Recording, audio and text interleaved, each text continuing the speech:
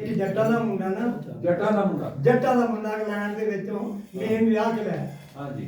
ਇੱਥੇ ਆ ਕੇ ਹੁਣ ਉਹਦਾ ਖਰਚਾ ਨਹੀਂ ਪੂਰਾ ਹਾਂਜੀ ਕਹਿਣ ਲੱਗੀ ਵੀ ਝੱਲਿਆ ਜਾਂ ਕੋਠੀ ਬਦਲ ਹਾਂਜੀ ਜਾਂ ਅੱਗੇ ਤਾਂ ਮੈਂ ਸੋਨਾ ਨਾ ਗਹਿਣਾ ਪਾਉਂਦੀ ਸੀ ਸੋਨੇ ਦੀ ਹੁਣ ਮੈਨੂੰ ਇੱਕ ਜਾਂਦੀ ਨਹੀਂ ਹੈ ਚੂੜੀਆਂ ਲੈ ਦੇ ਭਲਾ ਕਿੱਥੇ ਬਾਹਰ ਕਰਕੇ ਦੱਸਦੀ ਆ